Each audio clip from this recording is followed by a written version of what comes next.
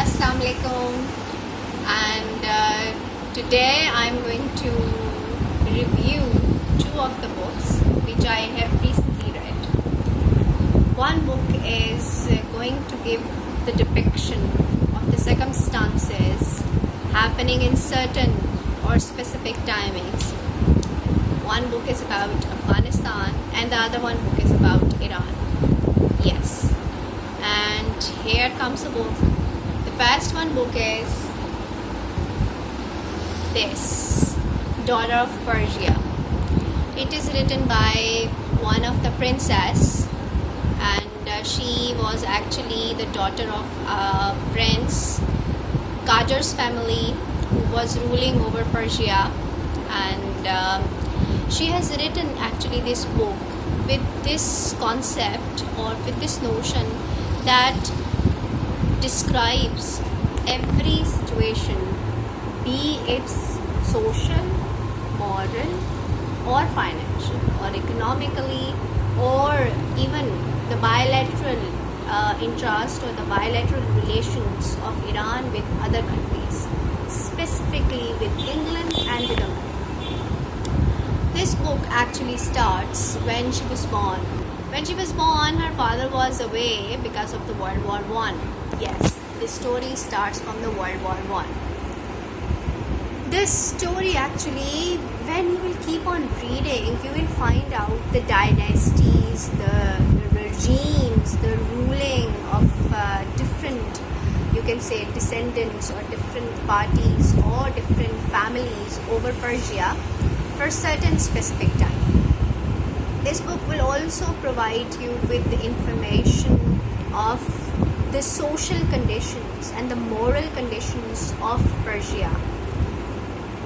One part of Persia was actually the elitist, the royals, and the other one was extremely poor. They were living, you can say, below the poverty line. How she has described all those narratives very clearly. This book starts with her birth, and then she has also talked about how she lived in harem.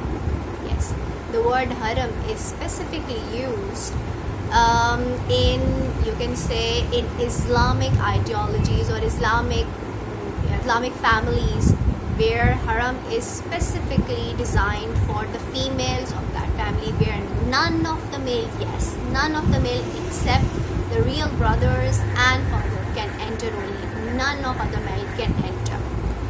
She was one of the very intelligent child of her father.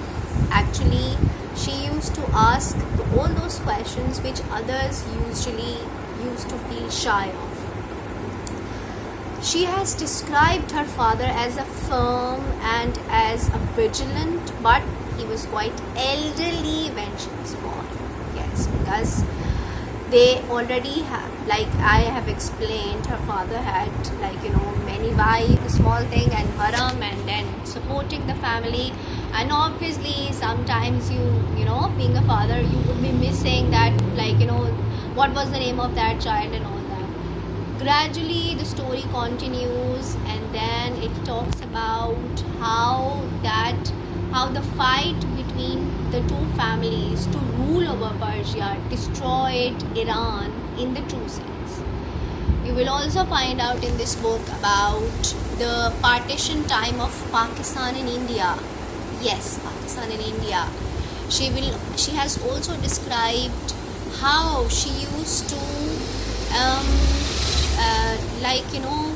adore America, that America is a place where she will find her dreams and she will get everything whatever she is not getting in Iran, as she wasn't in the favor of living in confined places. Like she usually used to symbolize her harem with a cage where only females can live and none of the male can enter. In the meanwhile, she has also described how her father's rule was being devastated or was destroyed by people around him, how he was being deceived, how those the cultural values of Iran was evolving, and Islamic things were like continuously penetrating within that. She has also described the beautiful places of Iran, and also described the shrines and the mountainous areas. And she has described that how many houses she used to live, and then those houses were being kept by the enemies, or you can say the rivals. When she was growing up, there was like her brothers actually, they were training her in that sense that if you have to move to America, you don't have to be like a shy girl. In this book you will also find out that how her brothers used to take her to the clubs, yes, and how they were telling and teaching her to eat in by the forks and spoon, the kind of styles and the customs that she has to adopt when she has to move to America. You can see that the drastic changing, so the drastic change in her brothers, which was not there in her father. Her father was, you can say, a rigid person who was only believing that females are supposed to get married and they just have to live in harem. But she proved that she was not meant to be in that cage. So the story moves on, and then you will find out about the clashes of Iran with England. Yes, England. There was always a problem, the oil issues, the kind of percentage or the ratio that Iran was getting from England. They were actually complaining that they are producing oil and they are getting the least amount which they don't deserve.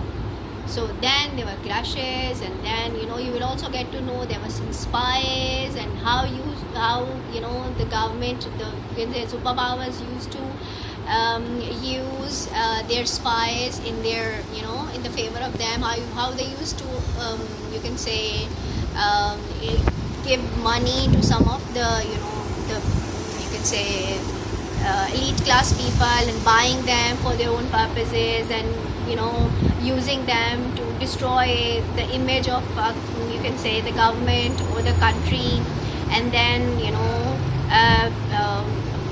using them to create anarchy in their country.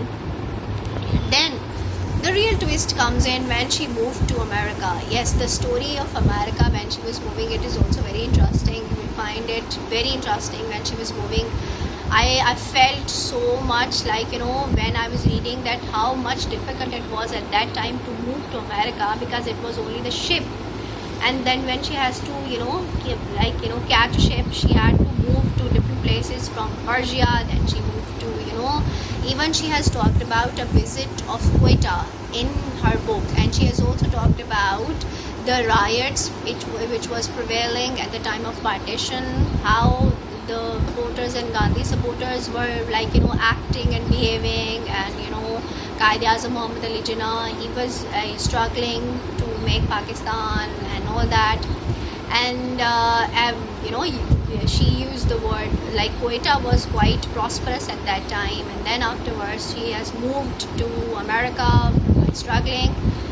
You will also find out that when she went to America, her first years, the initial years were very amazing, but then gradually she came across the bad news from Iran that there is something bad going on.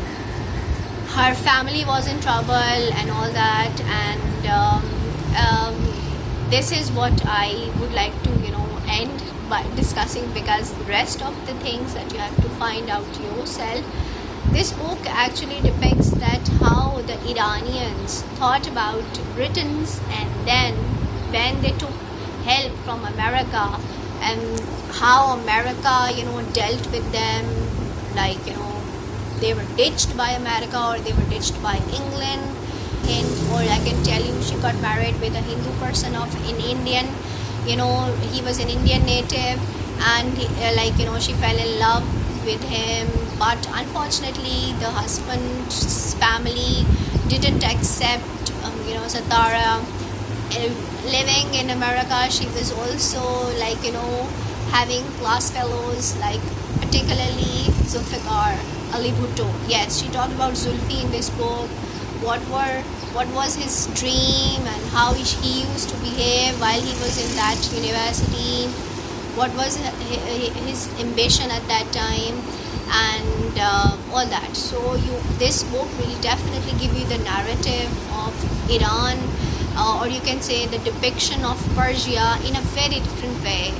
I know that the book cannot give you actual thing, but still, if you get, if you want to get that order wise, the yearly, you can say the progress, or you can say the movement of Iran. And she is also talking about Ayatollah Khamenei, how that, when she moved back to Iran and she started social work in her own country. So how that gradually that act of extremism, or you can say the Islaminization, or you can say that the word of you can say extreme Islam was being introduced, and how she was being stopped by doing, stopped for doing her social work. And you will also find out the riots, and then you will also find out the revolution that happened in Iran. And then she moved back to the US. Yes, she is nowadays, what she is doing. Is she alive? This is the one book that is talking about Persia, or you can say in new terminology, Iran. The kind of people, because she has talked about every area people, the people from like Shiraz, the people from different Tehran and all. How do they behave, how do they think, how do they look like, they all are different. And you will also find out. So good luck if you are going to read this book. And the second book that I have, actually, this is also, this name you might have seen. This is Khalid Hosseini, and you can see that he was a famous writer. He wrote The Kite Runner before, and the name of the book is, you can see, 1,000 Splendid Suns. Wait, I forgot one thing. This book is also interesting in one thing, because it has got pictures in it. Yes, she has shown and shared interestingly the pictures of her family, and these things are very interesting. These are the old pictures. You can see the pictorial view is also there. So this book will help you that how do they look like, and what do they wear, and at what time, like what are the things. You probably get more pictures into this. She has got pictures with Nehru as well when she visited India. So this book is quite interesting. The biography keeps a lot of pictures. So do read this book. And the second book is, as I was talking about, this is the book. This is by Khalid Hosseini, and who was a famous writer of A Kite Runner. He has written this book, 1,000 Splendid Suns. Actually, this book will give you the insight from 1959 to onwards. The main characters is Mariam, and you will really get to know the cultures and customs of Afghanistan. This book is going to give you the diversity of the cultures, because there were Turks, there were those Kazakhs, there was Pashtuns, there were Persians, every other you can say tribe, or you can say the culture was there in Afghanistan living at that time, and they were living very peaceful. At that time, Afghanistan was considered as one of the prosperous countries. There were trades, there were business, there were even big cars. You will find out those cars which were only available in US or England at that moment, but those cars were also available in Afghanistan. Yes, and the setup of this story is really interesting, because it takes place at a mountainous area, and you will really get an idea that uh, how the difference of thoughts of, like, Pashtuns and Persians and Kazakhs and others actually took place. You will find out about how they were being used by certain entities, and they were how they were actually fighting against each other, how that enmity prevailed actually, why that peaceful country suddenly became a country of riots, and how they were like missiles or missiles, they were like bombarded, and the fear in the hearts of people, the respect for women especially. When you will be reading about the part where, females doctors, when they were even asked to have veils, you will find out the destruction of schools and madrasas for females. As this lady, there are two ladies actually, two main characters. One of the ladies, she really wanted to get education, but her, that dream never came true. You can say that in the time of riots, how that impacted on the families. For example, like if some Kazakh, or if the person who belongs to Kazakhstan, or some Uzbek, or some Pashtun, or some Persian speaking people, they were living in one area, how they really became scared of each other, or how they became enemy of each other, because they were really being divided. And you will also get to know about Hikmat Yar, and and how it ended up, how that Talibanization, and then there was the war, the US war that started. It depicts everything. You will also find out about the you can say the border of Afghanistan and Pakistan, and this tragic story actually is not only the story of Maryam, but at the same time it is the story of the women, or you can say many women of Afghanistan, who were really creative, who were really talented, but their you can say their things, or their creation, or their talents were not being exhibited, or I guess they were not allowed to exhibit it. This is the one view of the book actually, because the writer has written it from his own context. Now, what actually happened, what was the real concept of Taliban, and how it came, or how it prevailed over, how it divided Afghanistan into different sections. This is another story. This story really, you have to, read it if you are grown up enough. So these are the two books which I have reviewed. Books actually, it's not about the writer or something. It's about the reader who is taking and taking the information and using it for the benefit, and using it in a correct way. Because books, when you are reading a book, you are really imagining that place, you are really imagining the feelings of that character, and you're really imagining even the sunshine and the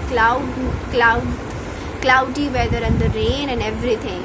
So you will also, when I was reading these two books, I was imagining the kind of Iran at that time, and then at that time, and then at that time. And obviously when I was reading the other book, I was thinking and imagining that Afghanistan looked like this, and then this, and then this. So literature, or the books, are not only the books, or you can say the words. These are also depicting the background or the circumstances of that time when the books were being written, and especially when the book is written by the person who was living and, you can say, observing and going through those things. Thank you so much. I hope you have collected enough information about these two books. These again, I'm saying that these two books are not going to give you the 100% insight about any of the country. There are so many other writers, those who have written so many good things and so many other things about. Obviously, there are certain countries, but these are the books which I read, so I just reviewed them for you people. I hope you're going to read them and you're going to like my review. Thank you so much for watching it out, and I wish you to read more and more and to get more and more information. Thank you so much. Allah Hafiz.